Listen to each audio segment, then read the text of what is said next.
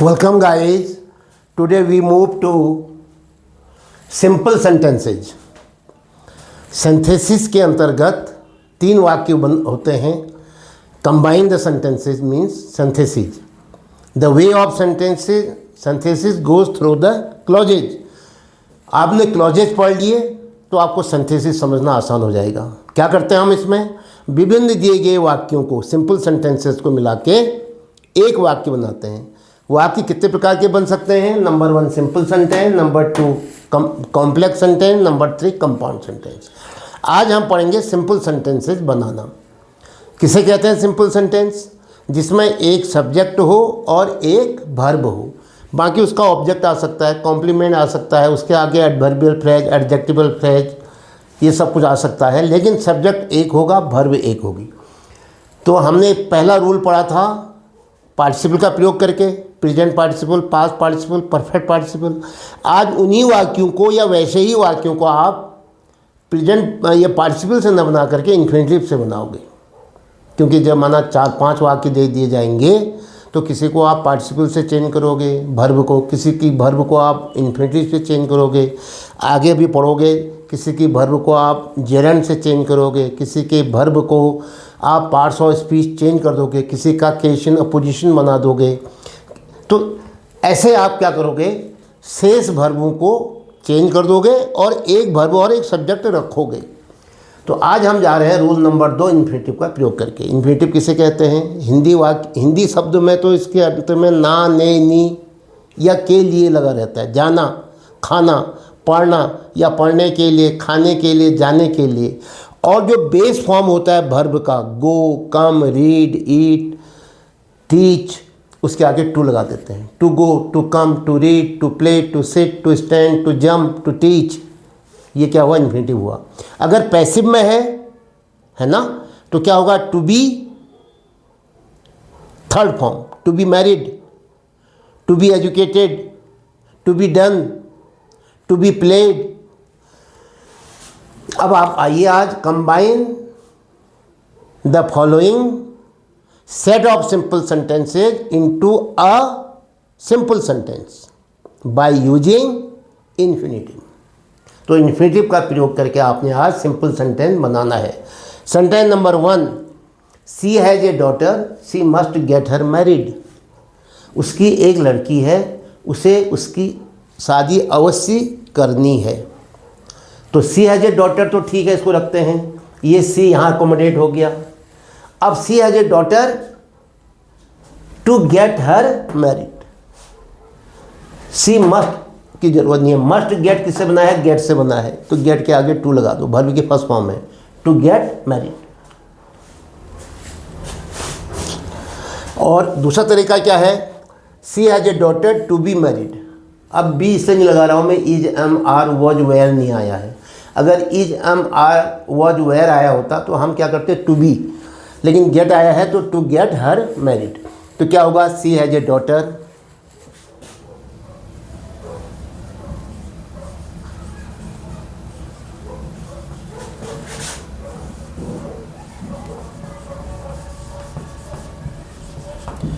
Gate के आगे to लगाओ, टू गेट हर मैरिड. तो ये था आपका आज एक सिंपल सेंटेंस. एक सब्जेक्ट, एक वर्ब. बाकी आप देख रहे हैं कहीं पर इन्फिनिटिव आया हुआ है और कहीं पर फिर उसका एडजेक्टिव यूज हुआ है. Number 2, Mohan is very poor, he can not afford a house. Mohan is very poor. Very का मतलब होता है अत्यधिक. इसके लिए 2 शब्द हैं. एक तो है TOO, टू, और उसके बाद इन्फिनिटिव आता है. To go, to come, to read, to afford, है ना, टू बाई. दूसरा है कि आप ये वेरी को टू में अगर नहीं लगाते हो तो जो चलन में है बोलने में हम करते हैं, इनफ कर देते हैं इसको. जो किसके बाद लगेगा? इस एडजेक्टिव के बाद लगेगा. मोहन इज पुअर इनफ, ये नाउन के बाद लगेगा. Mohan is enough, Mohan is poor enough. फिर इन्फिनिटिव भी आता है. कैन नॉट अफोर्ड किससे बना है? अफोर्ड से, फर्स्ट फॉर्म है. उसके आगे टू लगा दो, टू अफोर्ड ए हाउस. क्या हुआ? मकान की व्यवस्था करने के लिए मोहन काफ़ी गरीब है, अर्थात मोहन इतना गरीब है कि एक मकान नहीं खरीद सकता है। तो कैसे कहोगे? लेकिन हमने दो वाक्य नहीं बना, दो क्लॉज नहीं बनाने, एक ही बनाना है। तो क्या कहोगे? Mohan is poor enough. Very को चेंज कर दिया मैंने। Mohan is poor enough. Enough के बाद और टू के बाद, पुअर के आगे टू लगाओगे ना एडवर्ब, तब भी इन्फिनिटिव आता है। तो ये था कैन नॉट अफोर्ड, बना है अफोर्ड से, बेस फॉर्म लाना पड़ता है हमको। अफोर्ड के आगे टू लगाओ। Mohan is poor enough to afford a house. एक मकान की व्यवस्था करने के लिए मोहन पर्याप्त गरीब है। मोहन अत्यधिक गरीब है। Number 3, the commander was very please. Commander बड़ा खुश हो गया था। He heard the victory of his army. उसने अपनी सेना की विजय का समाचार सुना। तो क्या कहोगे? अब इन्फिनिटिव से बनाना है, नहीं तो हम कह देते on hearing the victory of his army the commander was very pleased. Exam में आप ऐसा ही बनाना अपने मन का, लेकिन आज इन्फिनिटिव से सीख लो। The commander was very pleased. He heard है ना, किससे बना है? हियर से। बेस फॉर्म क्या है? हियर। ही तो हट जाएगा, ही कौन है? कमांडर ही है। तो टू हियर, हर्ड किससे बना है? हियर से, बेस फॉर्म। इसमें टू लगा दो। To hear the victory of his army. वो वर्ब नहीं रही, इन्फिनिटिव हो गया। तो क्या कहोगे? The commander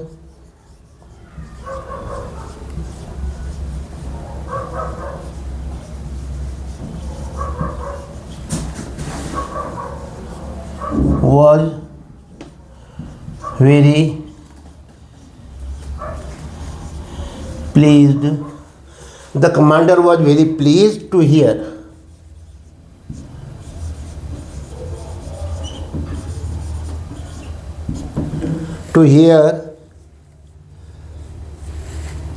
the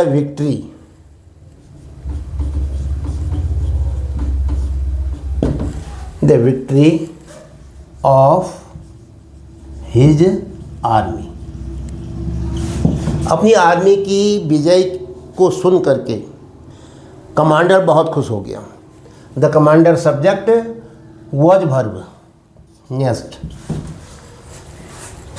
he is rather old. वो अपेक्षाकृत ज़्यादा बूढ़ा हो गया है। He can not wear that kind of jeans. वो उस प्रकार की जीन्स नहीं पहन सकता।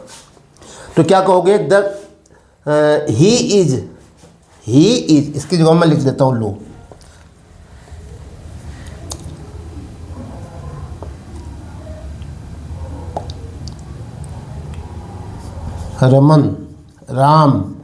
Ram is rather old. He can not wear that kind of jeans. Ram is rather old. He can not wear किससे बना है? वियर से। बेस फॉर्म वियर ही हुआ, तो इसके आगे टू लगाओ। To wear that kind of jeans. उस प्रकार की जीन्स पहनने के लिए वो ज़्यादा बूढ़ा लगता है, अपेक्षाकृत ज़्यादा बूढ़ा है, उसको शोभा नहीं देता। तो क्या कहोगे? राम इज रादर, मेल न खाना, अपेक्षाकृत ज़्यादा। Ram is rather old to wear. Can not wear की जगह में केवल वियर आया, वियर के आगे टू लगा दिया आपने। To wear that kind of jeans.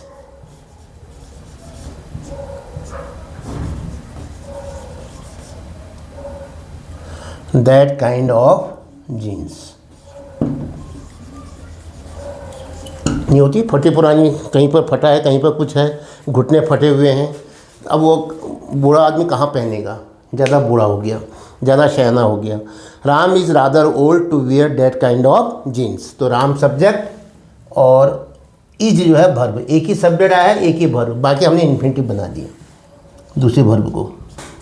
Next क्या है? Fifth, my uncle keeps some fierce dogs. मेरे चाचा जी कुछ खतरनाक कुत्ते पालते हैं। They will guard his house. वे उसके मकान की रक्षा करेंगे। तो मेरे चाचा जी मकान की रक्षा करने के लिए रक्षा करने के लिए, रक्षा करना क्या हुआ, देखो विल गार्ड रक्षा करेंगे, वर्ब है, किससे बना है, गार्ड से। अगर हम गार्ड के आगे टू लगा दें, टू गार्ड, तो क्या हो जाएगा, रक्षा करने के लिए, वो वर्ब नहीं रहेगी। तो क्या हो गया, my uncle keeps some fire dogs to guard his house, अपने मकान की रक्षा के लिए मेरे चाचा जी कुछ खतरनाक किस्म के कुत्ते रखते हैं। तो क्या करोगे, लिखो माई अंकल, क्या हो गया, सब्जेक्ट, कीप्स क्या हो गया, वर्ब, अब दोबारा वर्ब नहीं आएगी, my uncle keeps some fire dogs,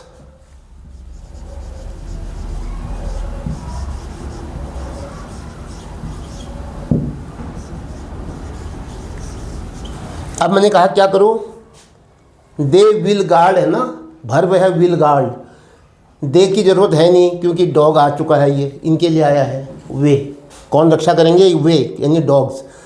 तो क्या कर दो, विल गार्ड किसे बनाया, गार्ड से बेस फॉर्म, इसके आगे टू लगा दो, टू गार्ड हिज हाउस।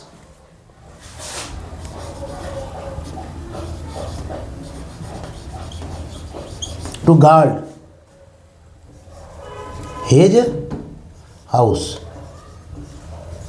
लीजिए, टू गार्ड हिज हाउस, एक ही सब्जेक्ट आया, एक ही वर्ब आई, एक सब्जेक्ट ये हो गया, वर्ब ये हो गई, बाकी जो है हमने इन्फिनिटिव बना दिया।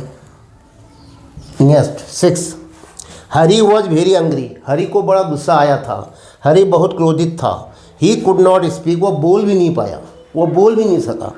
तो वेरी का मतलब है अत्यधिक, ये थोड़ा नेगेटिव सेंस में जब बात आती है ना, तब हम इसको या तो टू में बदलते हैं या इनफ में, और उसके बाद इन्फिनिटिव आता है, ये नियम है। और इन्फिनिटिव क्या कहेंगे, ये कुड नॉट स्पीक है, जैसे किससे बनाया, कुड नॉट स्पीक, या कुड स्पीक है वर्ब, स्पीक से बना है, तो स्पीक फर्स्ट फॉर्म क्या होगी, स्पीक ही है, तो इसके आगे टू लगा दो, to speak. Hari was angry enough, या Hari was too angry to speak. वो टू एंग्री टू स्पीक बहुत आसान नहीं है, इसलिए क्या करो, हरी वॉज एंग्री इनफ, क्या लिखोगे, हरी वॉज एंग्री इनफ। फिर वर्ब क्या थी, स्पीक, टू स्पीक, इन्फिनिटिव हो गया। इनफ में अच्छा लगता है, बोलने में भी ऐसा ही रहता है, Hari was angry enough to speak, enough के बाद और TOO2 के बाद इन्फिनिटिव आता है, तो वर्ब के फर्स्ट फॉर्म में हमने क्या हुआ इसका अर्थ, बोलने के लिए हरी जो था अत्यधिक गुस्से में था, यानी इतना गुस्से में था कि वो बोल नहीं सकता था। नया 7,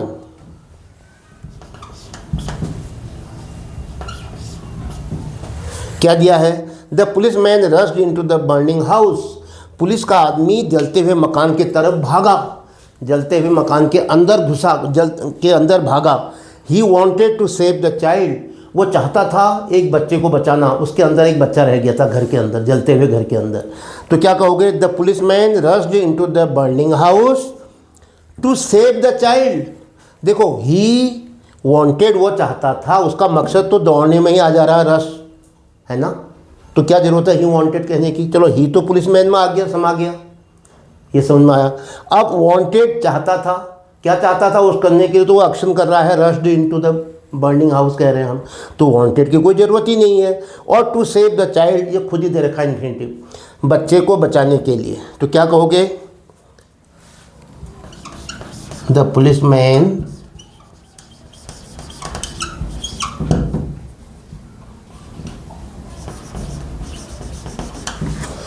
वर्ब लाओ, rushed into the house, the burning house,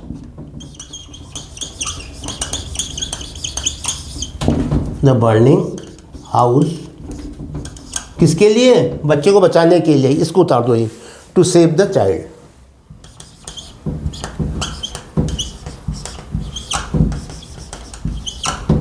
the child बच्चे को बचाने के लिए पुलिस वाला जलते हुए मकान के अंदर घुसा, जलते हुए मकान के अंदर तेज़ दौड़ा। तो ये था एक सब्जेक्ट एक वर्ब, बाकी उसके पीछे इन्फिनेटिव। तो आज हमने दिए गए वाक्यों से एक सिंपल सेंटेंस बनाया इन्फिनेटिव का प्रयोग करके। इन्फिनेटिव किसे कहते हैं? वर्ब की बेस फॉर्म में टू जोड़ने से, और अगर पैसिव वॉइस में है तो टू बी प्लस वर्ब की third form, to be married, to be done, to be played, और पहले वाले में to go, to come, to read, to write. ये है इन्फिनेटिव जोड़ करके हमने क्या बनाया? सिंपल सेंटेंस बनाया। किसे कहते हैं सिंपल सेंटेंस? एक सब्जेक्ट एक वर्ब। तो इस प्रकार से आपने दो नियम सीख लिए, एक पार्टिसिपल से सिंपल सेंटेंस बनाना, दूसरा इन्फिनेटिव से सिंपल सेंटेंस बनाना। तो इसके साथ ही आज का ये वीडियो समाप्त होता है। जय हिंद।